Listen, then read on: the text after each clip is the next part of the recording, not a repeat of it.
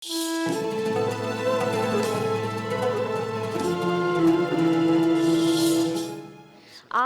مفتی صاحب ہم بات کر رہے ہیں تاخیراتوں کے حوالے سے، اور یہ وہ تاخیراتیں ہیں جن کے بارے میں ہم نے تھرو آؤٹ بات کی ہے. ایسا نہیں ہم نے ذکر بار بار آن اینڈ آف کیا ہے.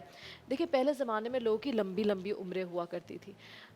اس زمانے میں میرے خیال سے ایک ایوریج ایج 65 70 میکسیمم 75 ہو جاتی ہے. تو یہ کیا تاخیرات کا اس سے کوئی لنک ہے کہ اب ہمارے پاس اتنا وقت نہیں ہے، اتنی عبادت نہیں کر سکتے، پہلے زمانے میں لوگ کیا کرتے تھے؟ دیکھیں اس تاخیرات کی اہمیت کیا ہے. نبی علیہ الصلوۃ والسلام نے فرمایا من قام لیلۃ القدر، جس نے اس لیلۃ القدر میں قیام کیا ایمانا و احتسابا غفر له ما تقدم من ذنبی، اللہ تعالیٰ اس کے تمام پچھلے گناہوں کو معاف فرما دے گا. سبحان اللہ. ایک بات ہے. اس کی اہمیت کیا ہے؟ وما ادراک ما لیلۃ القدر لیلۃ القدر خیر من الف شہر، جو اس رات میں عبادت کرتا ہے اللہ اسے 84 سال کی کم و بیش عبادت کا ثواب عطا سبحان فرمائے. اللہ. نان اسٹاپ آپ 84 سال اللہ کی عبادت کر رہے ہیں. پتہ نہیں آپ کی زندگی میں 84 سال آئے بھی کہ نہیں. اور امام راضی نے ایک بڑا عجیب نقطہ لکھا اور مجھے بڑی پڑھ کے خوشی ہوئی. وہ لکھا کہ ابراہیم علیہ السلام کو جب نمرود نے آگ میں جلایا تو آسمان سے 7 فرشتے اترے تھے. کتنے؟ 7. اور انہوں نے اس آگ پہ پھونکا تھا تو اللہ نے اس آگ کو ٹھنڈا کر دیا تھا. اور روایت میں یہ آتا ہے کہ آج کی رات جو بھی تاخیرات میں جو شب قدر ہو، 70,000 فرشتے جبریل امی کے ساتھ اترتے ہیں. سلام ہی حتی مطلع الفجر، اس پہ اللہ کا سلام نازل کرتے ہیں. سبحان اللہ. 7 فرشتوں نے سلام نازل کیا تو آگ ٹھنڈی ہو جائے گی. ممکن ہے کہ اللہ کے 70 فرشتے دعا کریں تو جہنم کی آگ اس بندے کے لیے ٹھنڈی ہو جائے. سبحان اللہ. ایک بات ہوئی. یہاں ایک حدیث اور بھی ہے کہ بد نصیب رہا وہ شخص، خیر سے ہم مایوس رہا اور ہمیشہ وہ خیر اس کا حصہ تھا ہی نہیں، کہ جو اس رات میں عبادت نہ کرے اور جو شخص اس رات کو کھو دے.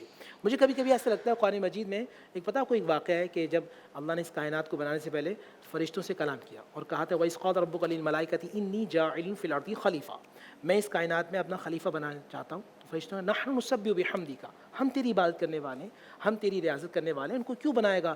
یسجد فیہا، وہ قتل و غارت کریں گے. فرمایا انی اعلم ما لا تعلمون، جو میں جانتا ہوں وہ تم نہیں جانتے. آج کی رات جب وہ فرشتے اترتے ہیں، انہوں نے جو سوال کیا تھا کہ یہ تو قتل و غارت کریں گے، عبادت تو ہم کرتے ہیں. آج جب وہ اترتے ہیں تو کوئی سجدے میں ہوتا ہے، کوئی تسبیح میں ہوتا ہے، کوئی رکوع میں ہوتا ہے، کوئی تلاوت قرآن کر رہا ہوتا ہے، کوئی آنسو بہا رہا ہوتا ہے، رب کو منا رہا ہوتا ہے. اور آج کی رات رب کی رحمت منتظر ہوتی ہے، بندہ ہاتھ اٹھائے میں اس کے گناہوں کو معاف کر دوں گا. وہ میرے گھر میں آ جائے، میری بارگاہ میں سجدہ کر دے، میں اس کے تمام گناہوں کو معاف کر دوں گا. وہ آج کی رات ہے. بالکل. سبحان اللہ. مولانا صاحب مجھے بتائیں کہ ہم سے جو پچھلے نبی تھے، ان کی جو امت تھی، کہ ان کو بھی یہ شب قدر نصیب ہوئی تھی؟ کیا ان کو یہ ملی تھی یہ رات؟ دیکھیں شب قدر کی جو رات ہے یہ تو شروع وقت سے آ رہی ہے. اسی لیے یہ کہا جاتا ہے کہ اللہ تبارک و تعالی نے اس شب قدر میں مسلمانوں کو قرآن ابھی اترا نہیں تھا، لیکن قرآن کے بارے میں آتا ہے کہ اللہ تبارک و تعالی نے شب قدر میں یہ قرآن نازل فرمایا.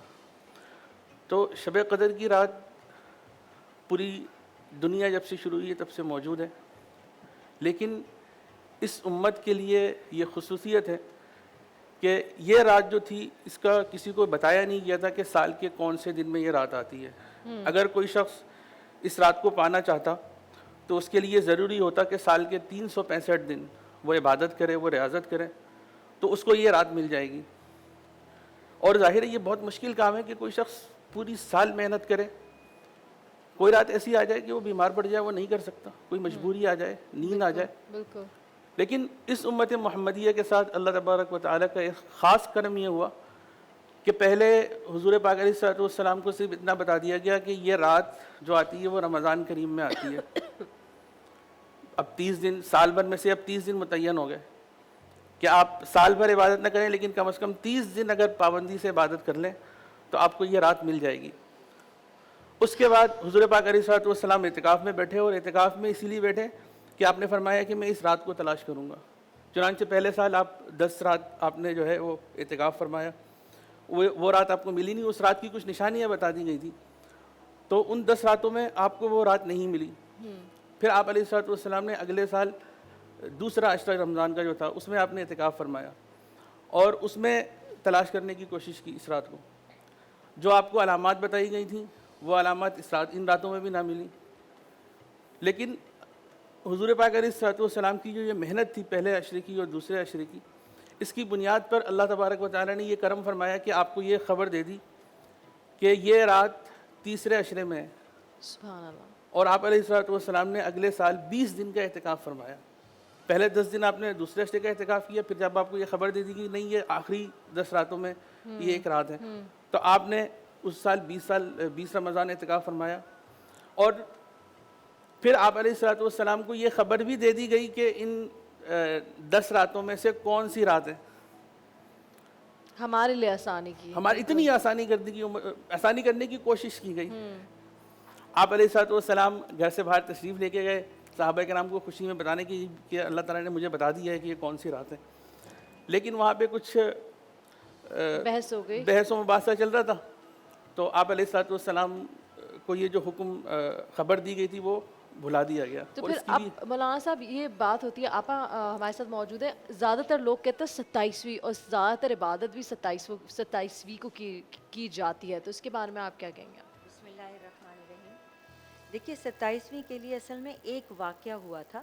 ایک صحابی آپ صلی اللہ علیہ وآلہ وسلم کے پاس ہر طاق رات کو آتے تھے، کیونکہ آپ نے جو سب سے پہلی لیلۃ القدر اسلام میں آئی ہے وہ 27 نہیں تھی، وہ 21ویں شب تھی.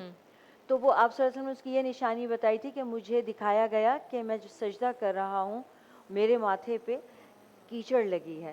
تو اس رات وہ 21ویں کی رات تھی کہ بارش ہوئی اور آپ کی پیشانی مبارک پر ذرا سا پانی اور مٹی لگا ہوا تھا. تو وہ 21ویں کی رات تھی. لیکن ایک صحابی بہت ضعیف تھے، وہ جنگل پورا کراس کر کے مدینہ آتے تھے. تو انہوں نے کہا یا رسول اللہ مجھے اگر آپ ایک تاریخ بتا دیں میں اسی دن آ جاؤں، میرے لیے بہت مشکل ہے، میں بہت دور سے سفر کر کے آتا ہوں. تو آپ صلی اللہ علیہ وسلم نے انہیں 27 بتایا. اس بات کو لے کر اکثر یعنی پوری دنیا میں 27 کا اہتمام تو کیا ہی جاتا ہے. یہ بھی ہو سکتا ہے وہ اس پرٹیکولر سال ہی ہو، ہر سال 27 نہیں ہو. لیکن چونکہ آپ صلی اللہ علیہ وسلم کے منہ سے 27 کا نکل گیا، تاریخ بتا دی گئی ان صحابی کی سہولت کے لیے، تو اس کا اہتمام صرف 27 کو اس لیے کیا جاتا ہے.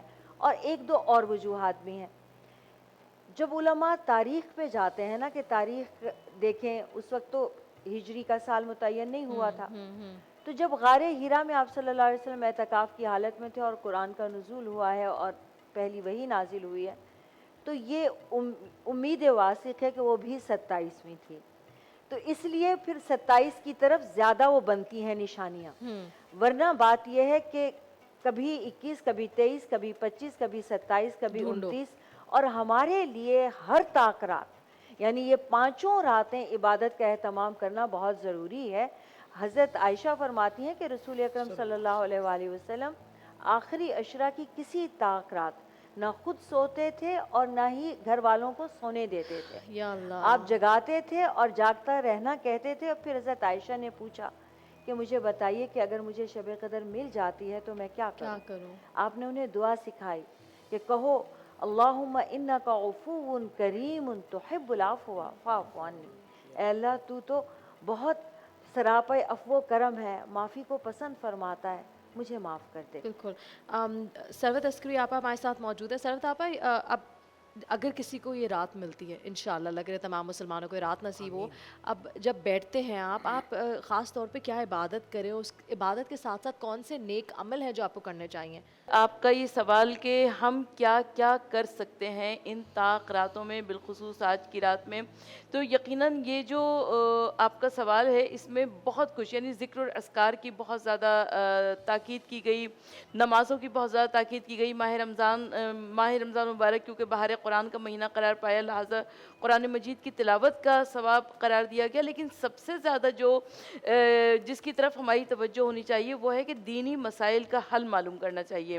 اور آج کل کے دور میں کچھ اتنا مشکل بھی نہیں ہے، کیونکہ ہم لوگ جنگل میں بیابان ویرانے میں تو رہتے نہیں ہیں، بلکہ ہم لوگ ایک ہاتھوں میں اسمارٹ موبائل فون ہے، تو ہم کسی بھی ایپ کے ذریعے کسی بھی آن لائن کسی سے رابطہ کر کے دینی مسائل کو معلوم کر سکتے ہیں، اور دینی مسائل کو معلوم کرنے کے لیے یقیناً ہمارے پاس بہت سارے راستے بھی موجود ہیں۔ اس کے علاوہ سورہ روم، سورہ دخان، سورہ عنکبوت کی تلاوت کا بہت زیادہ اجر و ثواب ہے، اور اس کے علاوہ کچھ دعائیں بھی ہیں مسنون جن کا بہت زیادہ اجر و ثواب ہے۔